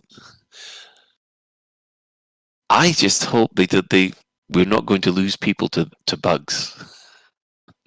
Imagine if something massive drops in the lore and Thargoids start shooting people on sight when they hyperdict them. That's going to be absolutely hilarious, and I cannot wait. Please make that happen, Efter. It will be like the surfboarding competitions in Judge Dredd. I don't know if anybody else knows what those are, but basically the most lethal race on the planet. Yeah, Ghost Giraffe and the Birds have been both running the CG, or doing videos about the billionaire CG, which happened over the weekend. Flight Assist, you've got a Pride merch drop, haven't you? We have. We've got some merch based on our little Flight Assist heart emote that we have all different Pride flags that I am building on with all of the profits from the sales of said merchandise going to Ilga World, which is a worldwide charity that works in, I think it's 180 countries worldwide, liaising with governments and other groups within those countries, and working for all LGBTQIA plus rights and equality and all of that good stuff, which is incredibly important. Excellent. Excellent. Well, moving on from there, we also have Ben. With the High Wake's been at it again, haven't they? He's been at it again, and he's elicited some commanders as well. So we've got it's starring a couple of people you might know, like Commander Alec Turner, Commander LCU No Fool Like One, who is playing a bartender. I get an eyeful, shall we say. And there's also Commander Alexa, who's looking at flowers, and Commander... Okay, I'm going to do a colon here. Boneborger, who's in Pioneer Supplies. And it tells a lovely story about what all of the people in the shops are doing when we're not around. Or when we are. Sean? I was asked Ben. Ben, are you becoming the Elite Dangerous equivalent of Olivia Colman, who sort of like finds herself in everything? No, I'm just a tart. Figures. A tart in Magnapant.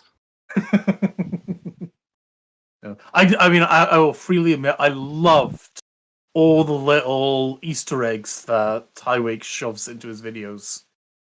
Highway really does a great job. Yeah. I love everything you do. Brilliant. I noticed in this one, for example, we've got LCU's cheese, or Cannon's cheese, however you want to say it. And for those of you who know where it comes from, you don't want that in your drink. I got a fridge magnet of that. Yeah, that avian cheese. Yeah, and send that to Commander Chick over at Loose Screws. But yeah, he's I'm not being overly modest, but he's a genius when it comes to all these things, and the stuff he slides in is amazing. And how he's able to do a turnaround on that is really fast as well. So salutes to the High Wake. Does he only do Elite stuff, or does he do other? He does mostly Elite stuff, but he does a couple of other things occasionally when the mood or the inspiration hits him. So like and subscribe then. Like and subscribe. He's also got a second channel for other little bits and bats.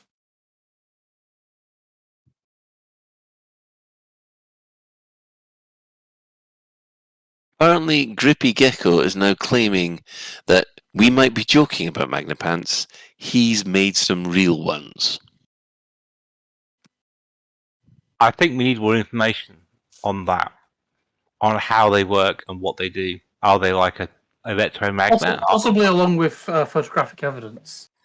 I don't know about that. Well, or has he like, or has he like cut the lids off tin cans and stuck into his? I don't want anybody to flood the email address with pictures of pants, magnetic or otherwise.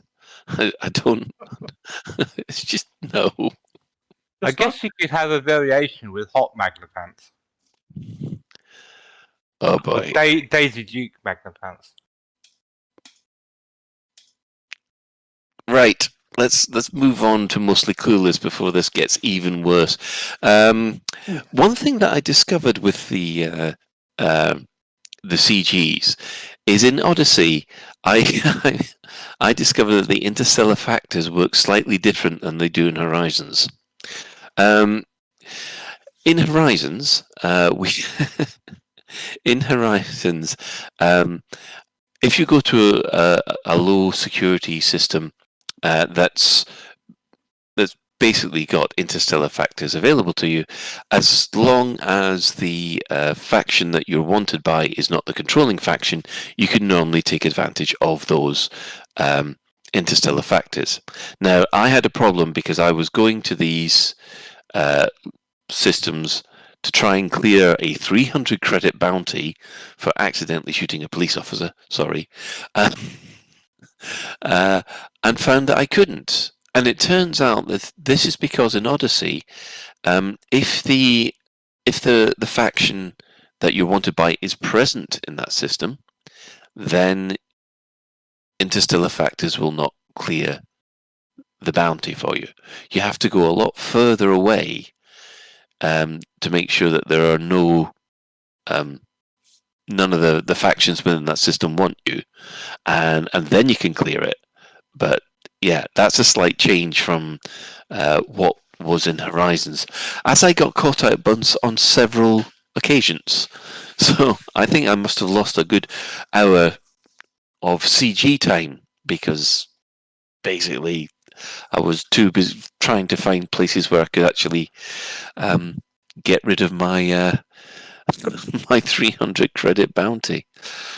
I just think of how many billions I lost during that CG because I had to pay off 300 credits. Maybe So I should. actually, it was a 1,300,000,000 credit bounty then, wasn't it?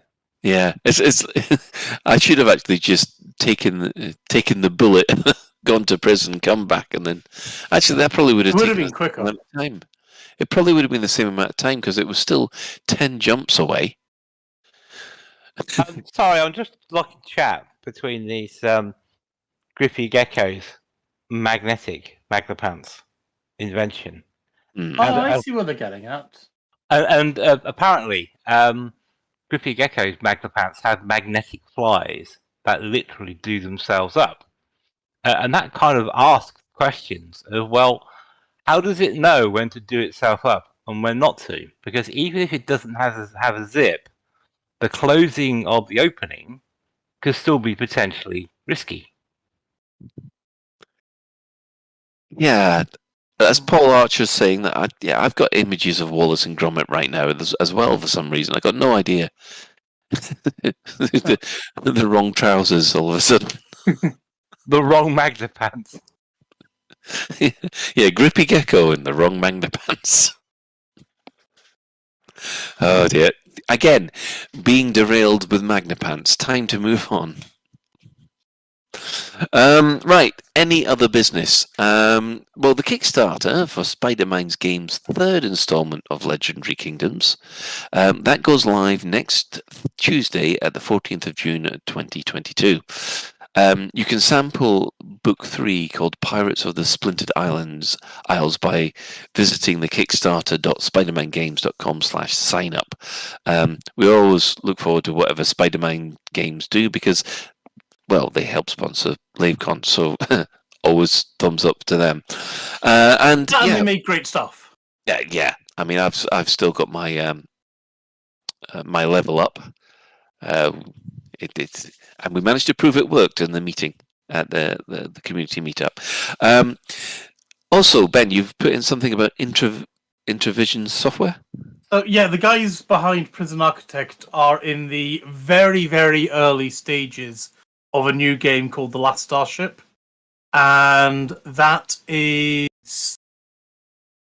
it looks like it's basically a cross between a spaceship builder with Elite, with Prison Architect, with FTL. Oh, you're speaking my language! I just like the stuff that they are wanting to do look amazing, and it looks a lot of fun. It's incredibly early days yet. It's like, you know, get your ship components, build them, do missions, fly places. Oh yeah, there's exploration as well there as well, and it's in a procedurally generated universe. So is it that changes every single time you play? So it sounds a little bit like it's a DIY FTL game. A little bit. If you ever played FTL? Yeah, it's a little bit They like literally DIY. refer to it as partially like FTL. Yeah. It looks like a lot of fun. And I really, really hope I can get into the early access stuff for it. So yeah, Introversion Software, I know you're not listening, but if you are listening, I would love to get into it. Yeah, please send us an email at info@laveradio.com. Right, has anybody got any other business before I move on to the shoutouts? I was just going to say thank you, Commander Ned McReady, for the question about cat naming. We're a bit short on time this week, so I will have news on cat names next week. Excellent. Right. Well, shout-outs for for this week. Obviously, the next episode of Dex Legacy, episode 3, The Firm, that will premiere on Lave Radio next week on the 14th at 8 o'clock. For more information on the Dex Legacy, go to thedexlegacy.com. Our sister station, Hutton Orbital Radio, they broadcast on a Thursday at 8:30. You can tune in at twitch.tv. Hutton Orbital Truckers, or if you just want the audio, go to radio.forthemug.com, or whatever your favourite podcatcher does. For the discerning commander who likes a bit of CQC action, always check out the CQC Discord at discord.me/EliteDangerousCQC. We're going to give shout-outs to the following Elite Dangerous podcasts. That's Alograb AM, Canon Podcast, Spanish Speakers have the Elitecast, Fatherhood Podcast, Flight Assist. Who's on Flight Assist this week? Commander Phoenix Blue. There we are. Not Phoenix to Fire, who got, because there was a lot of confusion about me and Phoenix Blue when we got shoved over on a raid. So, there's also the Guard Frequency. I think they missed out a week last week, so we'll have to catch up with them. Loose Screws, of course, Stay Cheesy, and Squeaking Fuel. For those of you who want a literary discussion about sci-fi and fantasy books, there's also the Data Slate podcast, which Commander Alan Stroud updates whenever he has time. Following this, we have the latest Galnet News Digest, as provided by Commander Witherspoon and Commander Beetleshoot. And I'm afraid to say, we didn't have many people drop by. There was just Commander Ventura and the Chris Mark IV flying about today, so we haven't got any shout-outs, which I'm afraid to say. So special thanks to Commander Tokuso, the fantastic JN tracks, especially for the spoiler alert song, and of course Alan Stroud, who have all created music for this show. So that is it for another episode of Lave Radio. If you'd like to get in touch with the show, you can email info@laveradio.com, hit us up at facebook.com/laveradio, tweet us at laveradio, and you can join our Discord server by going to discord.io/laveradio. We also have a TeamSpeak server where commanders like to hang out and chat, which you can find at teamspeak.laveradio.com. Now, do get in touch if you've got any questions or if there's anything you'd like us to discuss in a future episode. And Lave Radio is recorded live on a Tuesday evening at 8:30 and streamed out at laveradio.com/live. So thanks to Ben, thanks to Psychit, and thanks to Shan. And special thanks, of course, goes to today's tech specialist, Podnix Santiago. So until next time, commanders, fly safe. And if you can't do that, fly dangerous.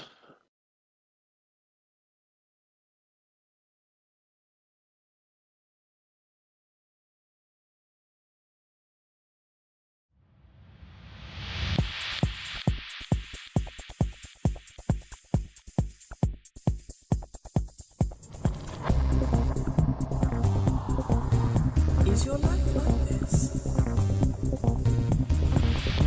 Sounds like someone having an orange inserted into them.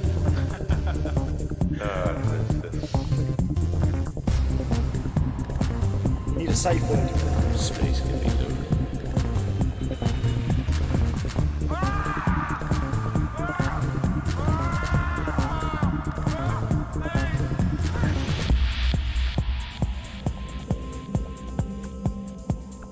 I'm going to see the galaxy.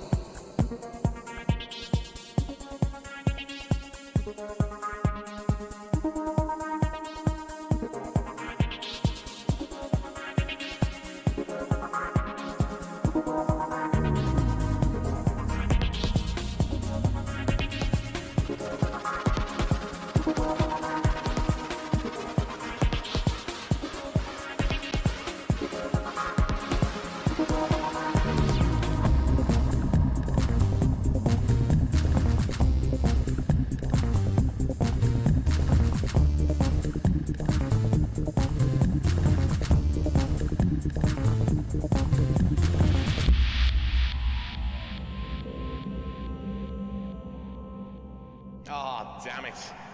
No worries, guys. Hold the fort for 2 seconds. I'll be right back.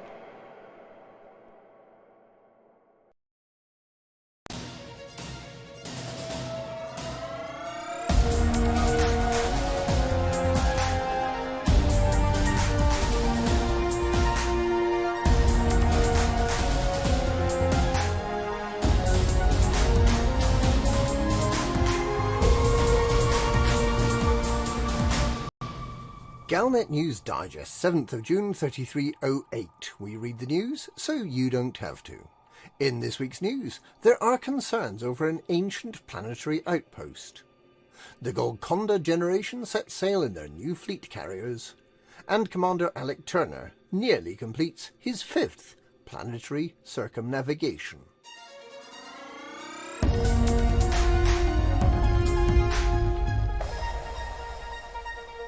Antiquarian and explorer Commander Imminix has discovered what appears to be the site of an ancient agricultural outpost similar to those found in Hawkins Gap, with ancient greenhouses. Although the site, which is on HIP 86908, Planet 3A, was not catalogued until this week, it appears that after it was abandoned, it was previously visited by a group calling themselves Exploration Team Alpha. This group of visitors have left brief records of what they found that explain why the site passed once again into obscurity.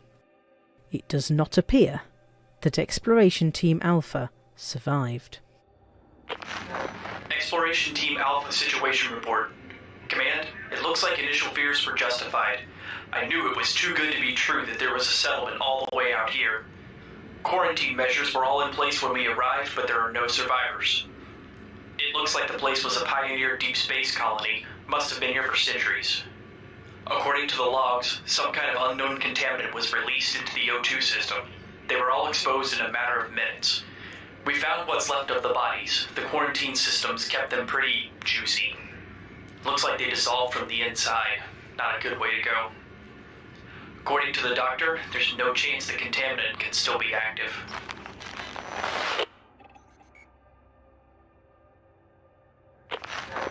Team Alpha Medical Officer's report. The bodies here are in an amazing state of preservation considering how long they've been out here. The quarantine system seems to have kept them fresh, for want of a better term. Initial analysis of the subject UC-001 has shown an interesting level of activity in the remaining tissue. It seems that the contaminant works at a very slow rate once the host is deceased, enabling it to last long past the death of... no, I need to double-check this data. That can't be correct.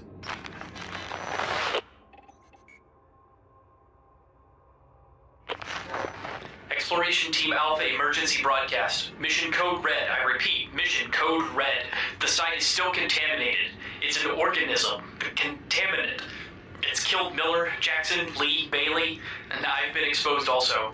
Don't know how long I've got. Reinitializing quarantine measures to seal the settlement. Do not send rescue. Classify as no-go. Repeat, no-go. In the light of this disturbing historical information, Canon scientists are working to identify whether Commander Imminix might need to be quarantined.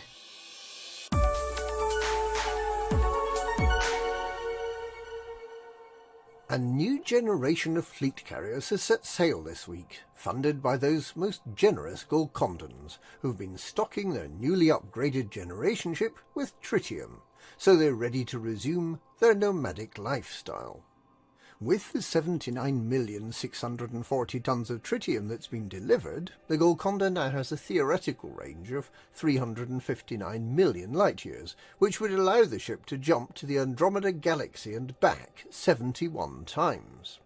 However, the additional mass of all that tritium means that the generation ship may well be using tens of thousands of tons of tritium for its first few jumps. It's really not a good idea to carry too much tritium on a megaship, unless you can persuade your friends to store it in their Type 9s in the hangar, in which case the tritium has no mass at all.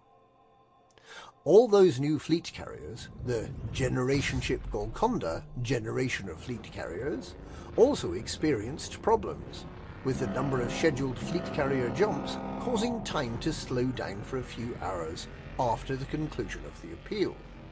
Some fleet carrier jumps could only be scheduled for an hour or more after they were requested. But everything seems to be back to normal now. There are rumours that there are now 1 or 2 commanders who have more money even than Zachary Rackham, the billionaire who recently achieved his first trillion credits. But of course, these are only rumours.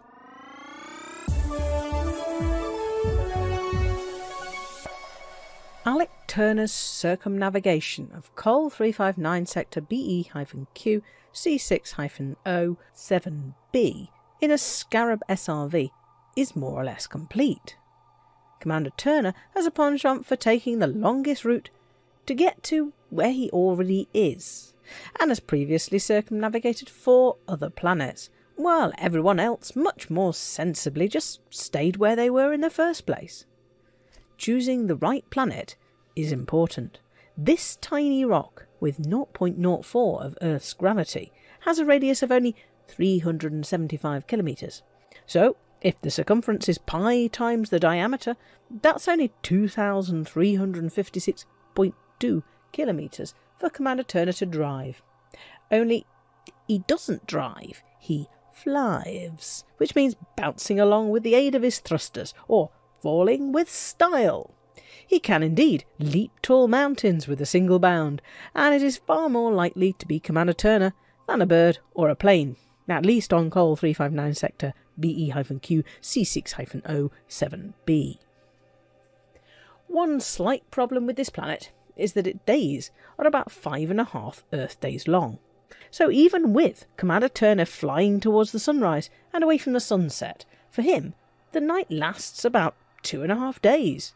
In order to arrive at the finish line in daylight, he's been camped out 200 kilometres short of the finish for 2 Earth days now.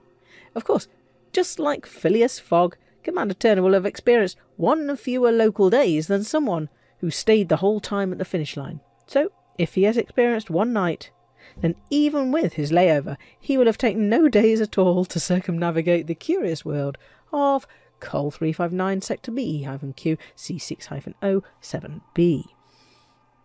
Commander Turner has not yet attempted any circumnavigations of any planets using the alternative Scorpion SRV, and he has refused to even consider the idea of circumnavigating a planet on foot, no matter how much everyone has urged him to take a long walk. Even for Commander Turner, there are limits. And that's this week's Galnet News. Galnet News, we calculate the circumference of a planet, so you don't have to.